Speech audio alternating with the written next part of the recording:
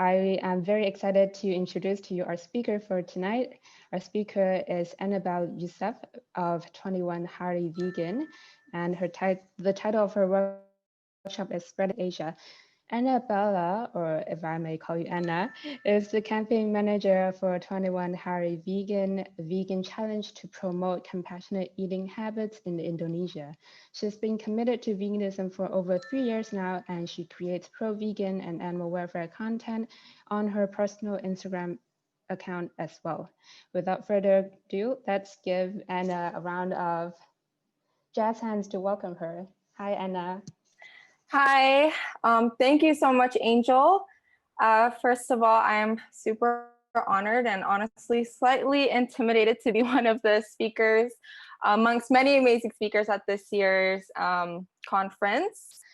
And yeah, so I'm Annabella. I'm the campaign manager of 21 Hari Vegan. I handle their account, and I also have 2 other accounts to promote veganism, and hopefully I can share some insight from my experience being a content creator on Instagram. And I do want enough time at the end of this for question and answers. It could be about communicating veganism in Asia, or even about content creating. Yeah, so hopefully you guys will get some insight, and I can't wait to begin. And I believe Charles will be sharing the slides. So our topic outline, introduction, what is online activism, why Instagram. Yeah, you guys can go through it yourself. We can go ahead and go to the introductions now. Thank you so much, Charles. All right, so I already did a brief explanation. I'm Annabella. I'm currently the campaign manager of 21 Hari Vegan. It's a vegan challenge in Indonesia. And I also manage the Instagram account, along with 2 other personal Instagram accounts where I promote veganism as well. And I do handle them all very differently. And so I would love to share my experience on what I learned of my years on Instagram, creating content and creating vegan content.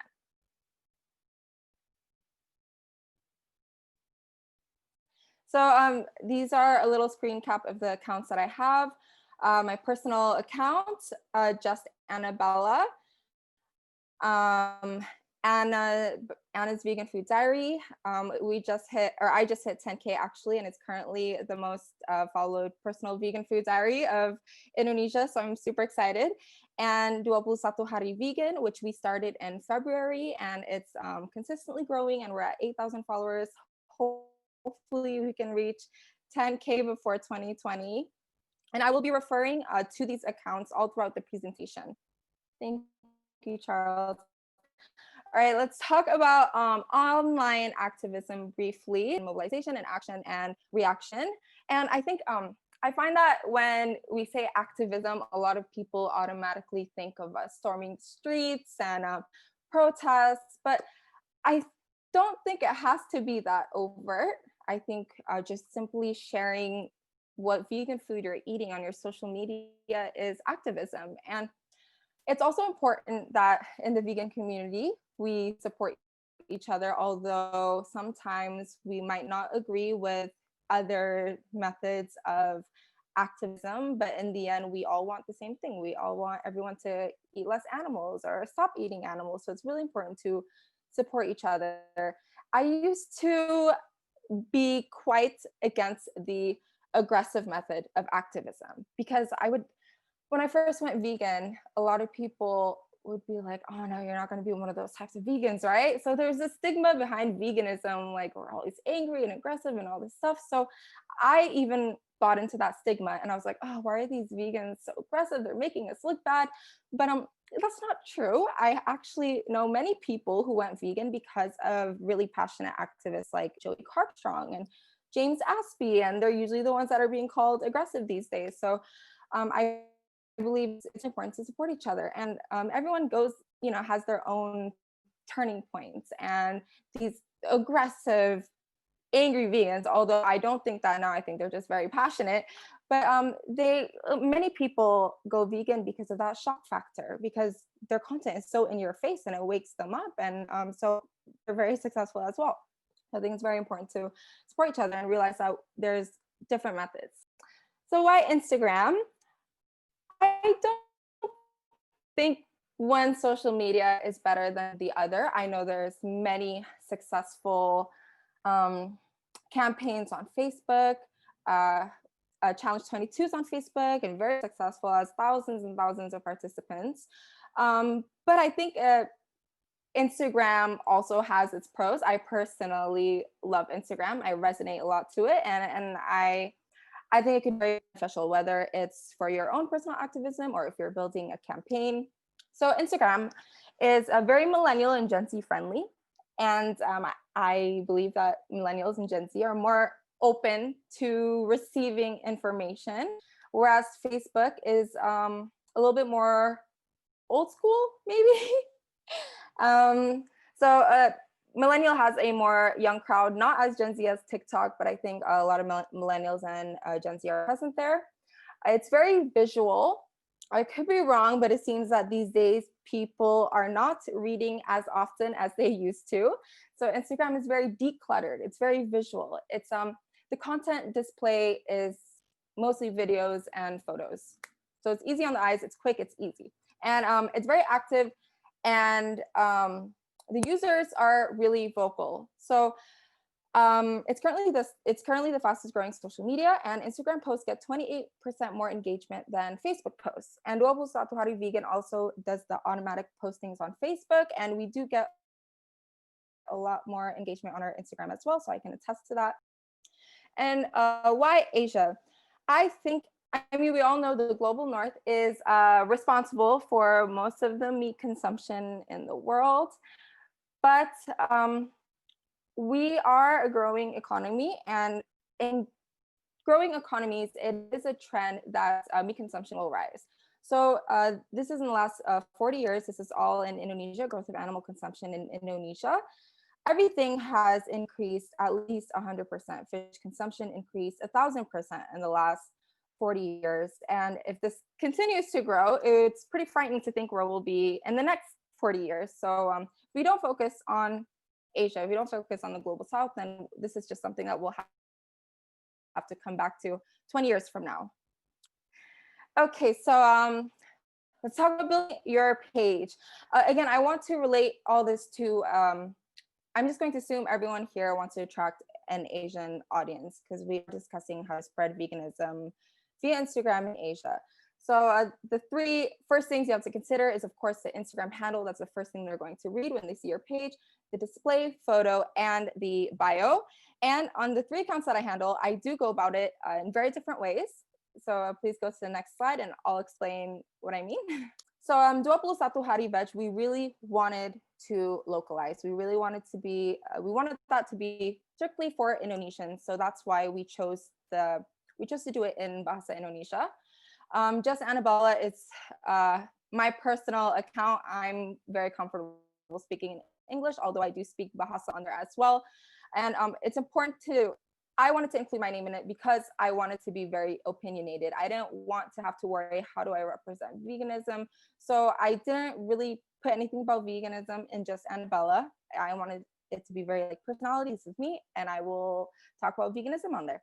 And Anna Vegan Food Diary, as you can see, there's nothing about Indonesia, nothing about Jakarta in there at all, which is why the first thing that I put in the bio on Anna Vegan Food Diary is Jakarta. So again, I do want to remind people that I am based in Indonesia. And why I did Anna and Anna Vegan Food Diary and why not Jakarta Vegan Food Diary or Indonesian Vegan is because, again, I wanted to be very opinionated.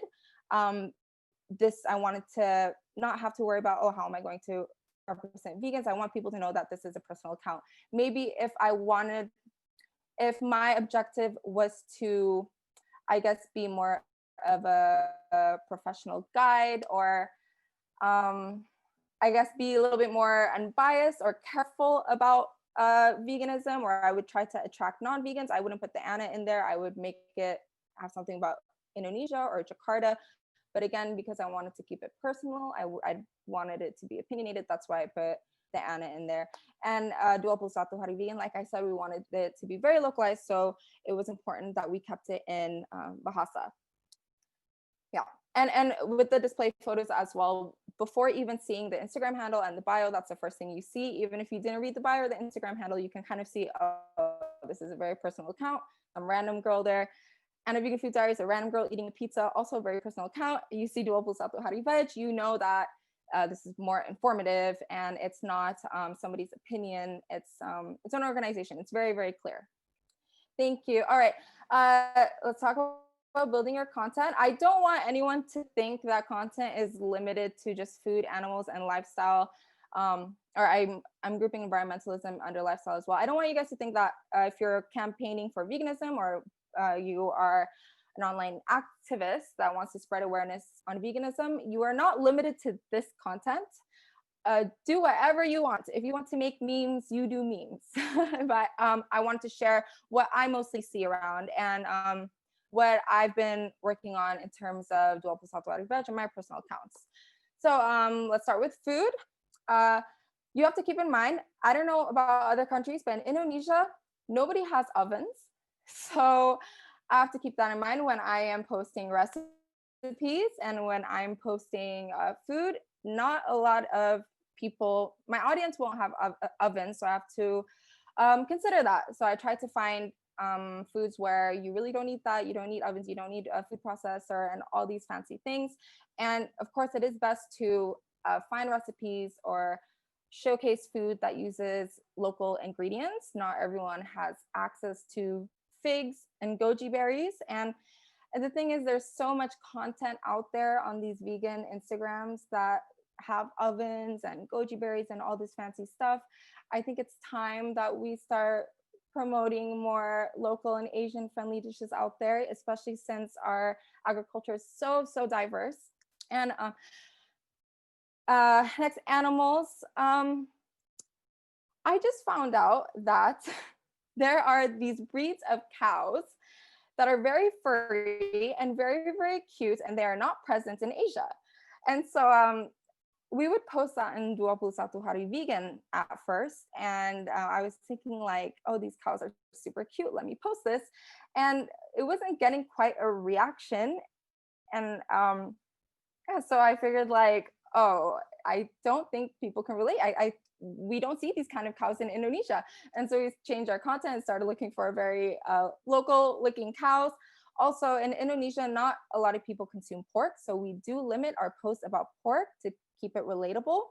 And I think if you want to be an online animal rights activist like Joey Carbstrong and James Aspie, because we need more of those in Asia, it would be amazing. I don't know how, but it would be amazing to get local content from local farms, because I do find that a lot of people say like, oh, but that's America. Asia's like way better. We're more ethical. So that's something else to consider as well. Local animal welfare content would be amazing. And again, with lifestyle, if you want to promote cruelty-free beauty or not wearing leather, not wearing mink, you know, in the West, we are so spoiled with all these amazing vegan leather and cruelty-free products. And in Indonesia, we do have a lot of makeup brands that are cruelty-free and they are vegan, but they don't have the international stamp. And so they are not showcased in these vegan blogs. So again, it would be amazing for an Asian audience if you promote or showcase a lifestyle that is accessible. Or it doesn't mean that you can't show these Western things. Maybe show your audience how to get it. Go on this website, you can get it here. But yeah, that's something else to consider as well. Next slide. Grow your audience and increase engagement. A lot of these are technicalities. Let's talk about hashtags first, because they really do make a difference. The thing is, most of the hashtags that we see, like vegan, go vegan, they're all very international. So what we do is we will look at health food blogs that are Indonesian. So Indonesian health food pages, what hashtags are they using that's local? So like hashtag diet sehat, hashtag hidup sehat, and we'll include that in our hashtags. And then we'll go to local animal protection NGOs to attract the local animal lover community. We'll see what hashtags they're using. And environmentalism. So in Indonesia, we'll go to maybe Greenpeace or WWF Indonesia, and we'll see what local hashtags they're using for the environment. And it's okay to start new hashtags too. So I know the hashtag Vegan Jakarta, vegan Indonesia is a growing hashtag right now, which is amazing. And collaborations. Vegans are super vocal and very, very eager to talk about veganism. So don't be afraid to DM each other in the community and be like, hey, I love your content. I love your organization. Let's do something. And 9 out of 10 times they'll be like, yeah, let's do it. And there's so many ways to collaborate on Instagram. There's IGTV, there's IG Live, there's videos, there's IG takeovers. On 21 Hari Vegan, we do IG takeovers as well. And yeah, and they're a lot of fun as well. And you get their audience, they get your audience. And it doesn't have to be people in the vegan community as well. Environmentalists are also very, very eager to talk about the environment. Animal lovers are so eager to talk about animals. So you don't have to restrict to the vegan community. And okay, another tip, I guess, this might be a funny one, is make content for vegans. And I say this again because vegans are so eager to share. I know the idea is to attract non-vegans, but sometimes you just gotta make content that we already know, but we want to post it and be like, told you guys. So a lot of our most shared content are super obvious ones, like, milk's kind of bad for you. Like, we all know that. And but it gets shared. The vegan communities love sharing that. So making content for vegans is also very, very helpful. And be active. Of course, actively actively comment, reply, and also follow other accounts. And don't be afraid to comment on theirs as well. Just even like a little emoji or a heart to get noticed. Let's localize. So some examples of our localized content is like this, nutrition facts about jackfruit. Jackfruit is so abundant in Indonesia, and we focus on a lot of local foods, nutrition facts of dragon fruit, jackfruit, tempeh, tofu. And another thing is, so the middle one just says tag a friend to go vegan. And I'm including this because if any of you guys are starting a campaign and you're using Instagram, I'm assuming you use a lot of stock photos. I also want to mention that it's very important that the subjects of your stock photos are not Caucasian looking, because there is it's very limited. The Asian centric stock photos, if you use Canva or Wix, it's very, very limited. But I think it is important to not post too much Caucasian looking photos. You just lose that relatability on Instagram.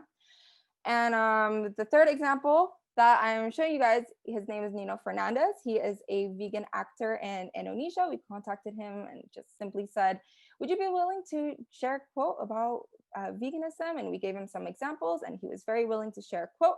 And this photo with his quote actually got more likes than the one with Billie Eilish's quote.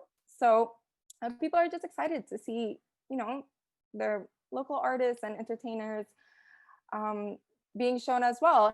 And also, usually, most of the time, they're happy to share on their Instagram. So just some quick do's and don'ts. Do be respectful of culture, but don't be afraid to be controversial. So personally, I stay away from religion. Indonesia is still a very religious country. I personally do not go there. But there's this amazing account, Vegan Mom and Son. They are Indonesian vegans. They're online activists, big foodies, and they frequently talk about it. And I think that's amazing. Of course, they do it in a respectful way because they are Muslim themselves. And so I think that's a tricky one. You always have to be respectful. If you're not confident talking about it, just don't. But something you can do is a loophole that I like to do when I'm not comfortable talking about something is I'll ask people to comment their thoughts. So I do have a large Chinese following on my personal account, and I wanted to talk about shark fin, but I was very careful not to offend anybody. But I wanted the conversation to be there. So I did a thread on my Insta story asking people if they were pro or against. And a discussion started, and it was amazing. And I believe it was really helpful, and it was great to hear what everyone else thought. And sometimes your followers are a lot more knowledgeable than you on these matters as well. So again, if I'm not comfortable talking about something, then I just leave an open forum and I just use my platform to share. again, we talked about this, do feature local figures, but don't post another account's content without their permission. So every week for 21 Hari Vegan, we will feature a vegan recipe, and we'll always DM them and say, we love this recipe of yours, can we feature it on our page? And 100% of the time, they're very, very happy to. And then we'll post it on our Insta story, and they will repost that as well. So I think it's important to just get their permission first. And also, I mentioned this again, refrain from reposting too much Western content, whether it be Western looking people, Western videos where they're using ovens. You just lose some of that relatability. And again, do actively look for collaborations. Passionate people are excited to talk about their passions. So I wouldn't be afraid to just DM all the cool vegans, all the cool environmentalists that I know, and be like, hey, your page is awesome, let's do this together. Most of the time they will agree to it. Thank you so much. Wow, that went by really quickly for me, because there are so many actionable tips and insights from you. So thank you. Let's give Anna another round of jazz hands. Thank you so much. Thank you guys. Thank you so much. So we have quite a bit of time for Q&As. Everyone, please don't be shy. This is a great opportunity for you if you have any questions regarding, like, particularly Instagram, but also I think maybe content creation in general. Please type away in the chat box if you have any questions.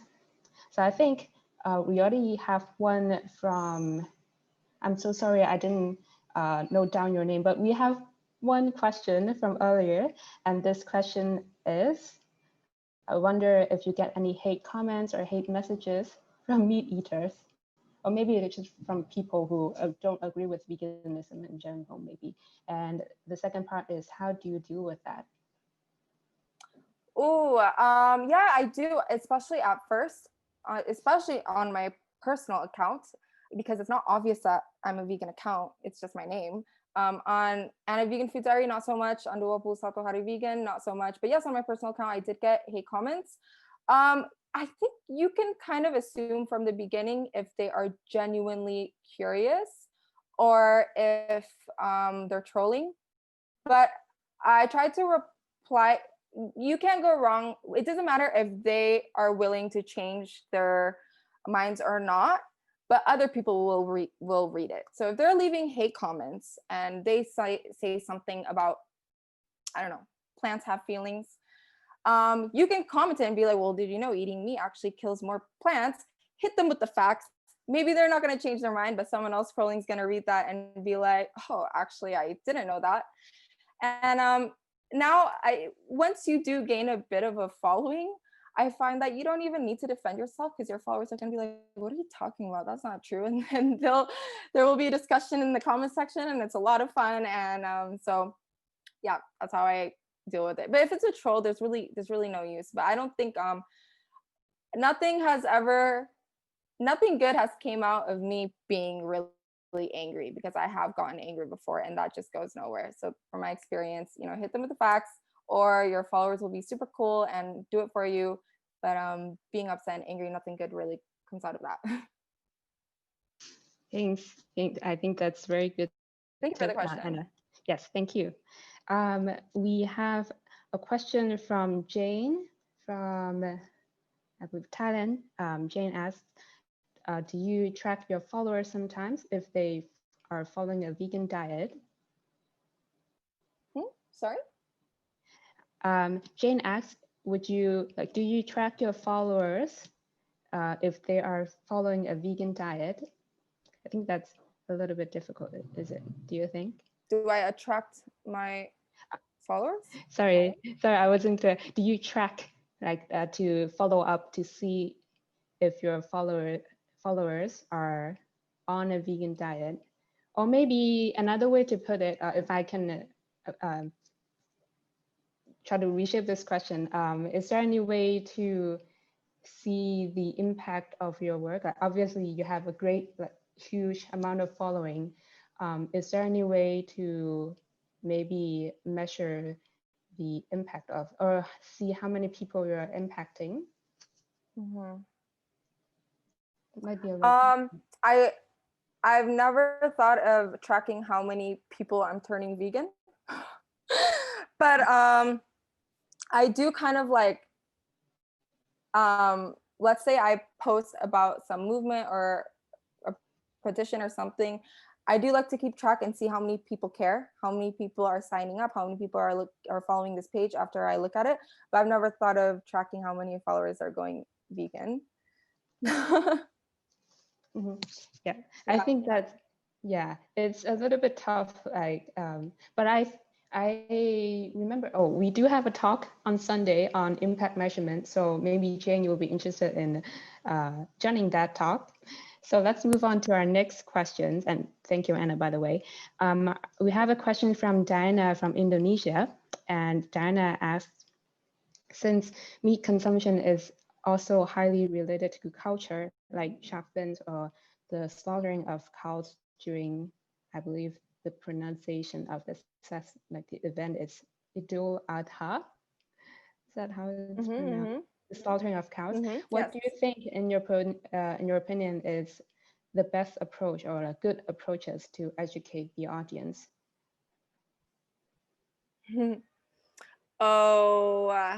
Okay, personally, I really do stay away from that. I don't think it would be fair anyway. I'm not a part of that community, but I'll get my Muslim friends and I'll be like, yo, you're Muslim, Idul Adha is coming up. Are you going to say something about it? And then they'll do it and I'll share it and I'll be like, guys, this amazing person is talking about this, go over there. And I'll just let the experts handle it. That's what I say. You really don't want to say anything wrong. And it's not fair either, because if you don't fully understand it, then it just wouldn't be fair for us to voice our opinions on it. Thank you for that question. Yes, definitely. Thank you. And then we have a more practical question from Amruta from India. Amruta asks, what apps or program do you use for your designing and content creation? What are some of your favorites? Oh, for videos InShot, it's super affordable. Anything you can do, almost anything you can do on a laptop, you can do on InShot for videos. For 21 Hari Vegan, we use Canva, which just makes everything so much easier because there's templates and you can copy them. And for editing photos, I use Lightroom. So if you go on Anna Vegan Food Diary, self-promotion. If you go, no, I'm just kidding. If you go on my food account, Anna Vegan Food Diary, it's very, you don't have to do this, but it's very thematic. And I love using Lightroom for editing videos because you can just copy the settings and repost them. And it makes everything look quite cohesive. So those are my favorite ones. InShot for video, Lightroom for photography. Great, thank you. Everyone, please take note of these apps. Hopefully we'll get as good as you are in terms of the Instagram game. I second that I like the cinematic aesthetic. Thank you. But again, you don't have to do that. I came across this food page and they had much, much more followers than me. And their content was ugly looking food. And I was like, wow, there's really an audience for everything. So don't limit yourselves. Just do what you want, honestly. If making vegan memes is your thing, then do it. Or if taking ugly vegan photos are your thing, like who knows, you might get 100K. There's clearly a market for it. Yes, thank you. And then moving on, we have a question from Tasya from Indonesia. Tasya asked, how do you... Yes, yeah, no, I know Tasha. Hi, Tasha. Tasha wants to know, how do you measure or set your own KPIs? So before you answer, maybe would you like to define KPIs in case not everyone's aware? It's your goals, what goals you want to reach. Of course, for 21 Hari Vegan, we have our internal KPIs and we have a system for that. Personally, I kind of see my growth. Like if I'm consistent, I'll be like, oh, I was very consistent this month. This is how much I grew. I need to keep this up and I can reach 10K by the end of the year. I don't take my personal Instagrams that seriously as I do with 21 Hari Veg. Okay, good. Thank you. Let's see. I think we have a couple more questions. So we have a question from Simran. I hope I'm pronouncing your name right. And the question is, Simran, another friend. Okay. I know her as well. Yeah, hi Simran. Okay. She's also an amazing vegan activist. Okay, great. So the question is, how did your audience react to you when you became vegan and started sharing more vegan content? So I assume that's in terms of your personal account. Yes. Okay. So I was very careful because, again, I was aware of the stigma of veganism. When I first went vegan, I was the only vegan in my circle. So a lot of my friends were like, "Oh, don't become, that kind of vegan." So I was quite fearful of the stigma of becoming the stigma. And I was very, very careful. So all I was doing was sharing food photos. That was my form of activism. Just super positive, just showing food photos. And even then, I was getting hate. And so I was like, I'm going to make another account for my food photos.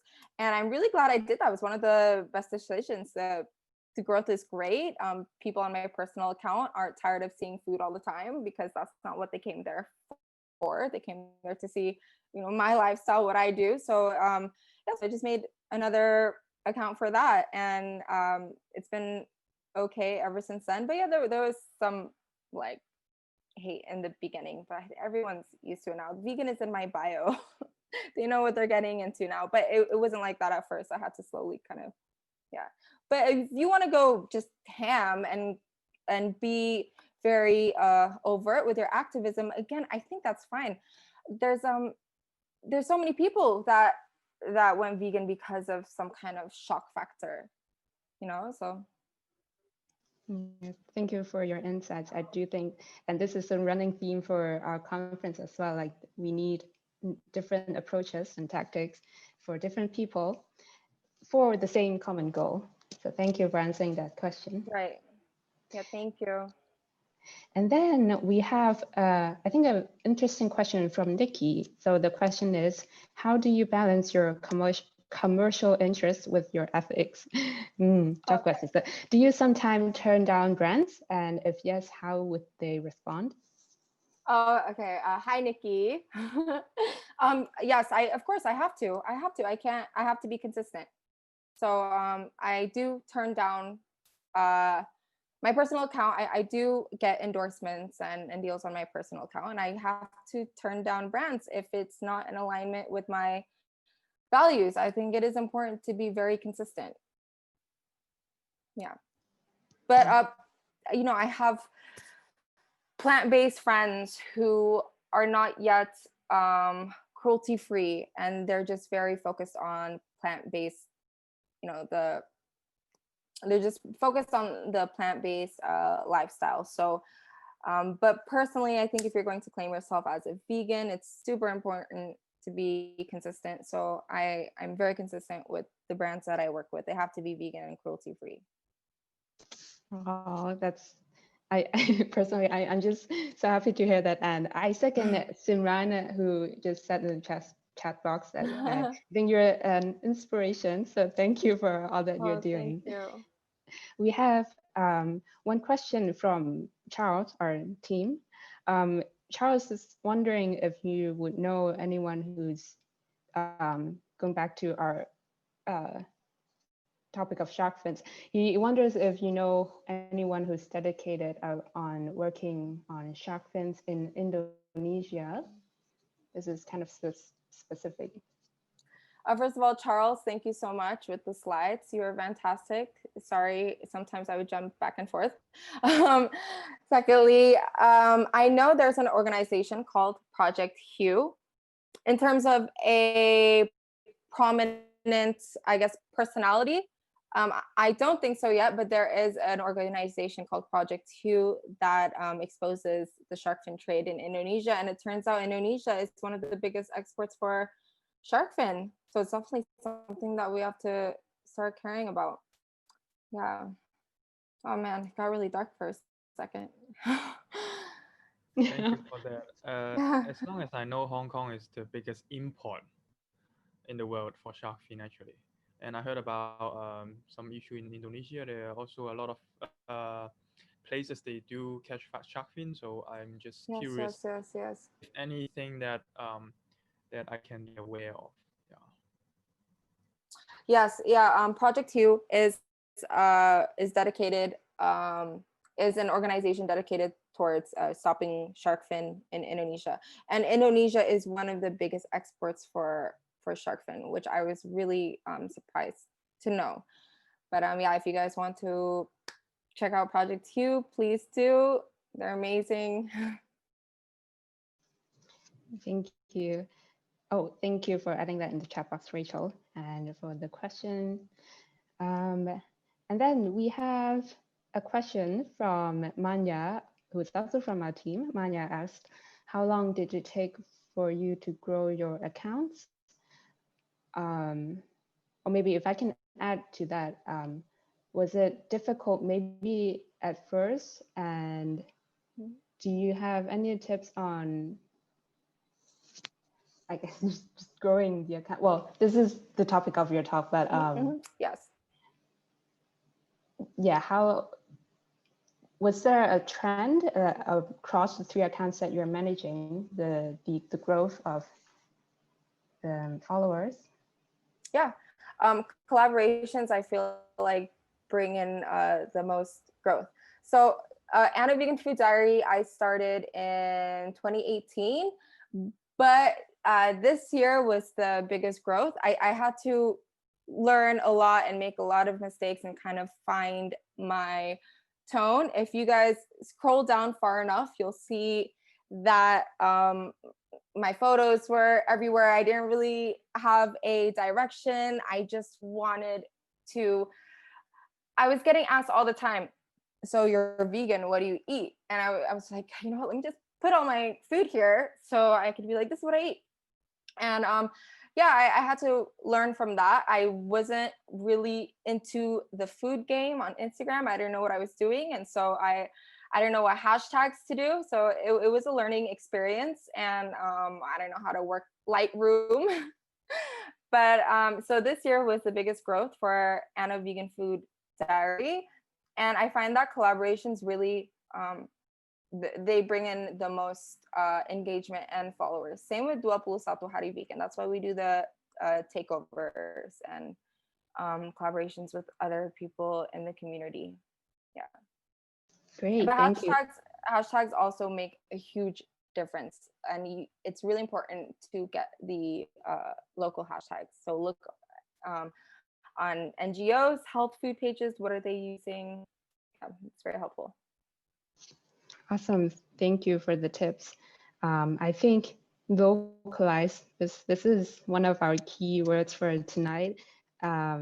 And I think it's very true, and the examples that you mentioned about like Caucasians looking people in the stock photo sites, I noticed that as well. And not only stock photos, but stock footage. It's even harder to find videos, stock videos of people who are not Caucasian looking. But I think it's definitely worth the effort to localize and customize our content to our audience. Yes, definitely. Yeah, and recipes too. Recipes is such a big one. Because I would get frustrated when I see you know, these big vegan pages and they're using figs and goji berries and like some like salt from like Mount Everest. I'm like, where am I gonna get this? So it's really worth to yeah, just think about your audience. Come on, we want more Asians to go vegan, and so it would be nice to create content that's suitable for, you know, Asia. Definitely. I just want to add that I think we have a little bit of time for maybe 1 or 2 questions. So if you have more questions, do type it away in the chat box. And I also noticed that I think it's Rahul. I hope I'm saying your name correctly, from Singapore. I saw that you put like in the chat box, you mentioned that Unsplash has some great stock photos. Yes. So everyone, please take note. And you mentioned that there's also another great design app for content that is called Over, so like OVER, Over. So yeah, hopefully these will be useful for everyone. Let's see if we have more questions.